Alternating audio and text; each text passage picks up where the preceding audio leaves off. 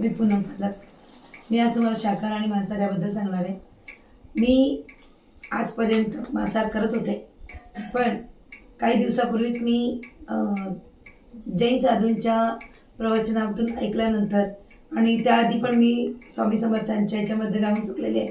तिथेही मांसाहार न करणं हेच सांगितलं आहे, पण मी खात होते.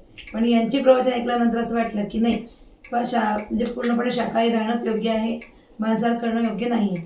कारण मांसाहार केल्याने आपल्या फक्त जिभेच्या चवीसाठी लोक एका प्राण्याचा बळी घेतात आणि त्यासाठी म्हणजे आपल्या फक्त जिभेच्या चवीसाठी आपण त्यांचं मांस खाणं हे योग्य नाही आहे.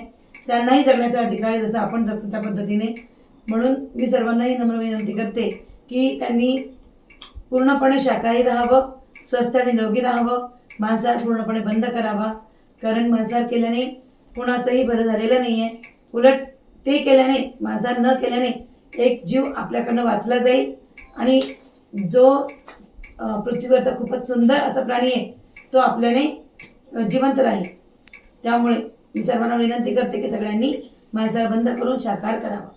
नमस्कार, मी जयराज विजय फालक, राहणारा भुसावळ. मी 8 दिवसा पहिले मांस, मटण, मच्छी याचा त्याग केलेला आहे.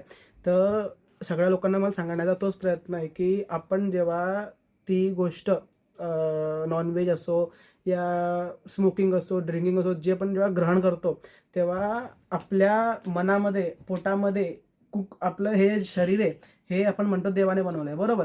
पण याच्यामध्ये अगर देवाने बनवलं शरीरामध्ये आपण हे सगळं खातोय आणि याच्यामुळे आपल्या मनावर परिणाम होतो, डोक्यावर परिणाम होतो. कसा?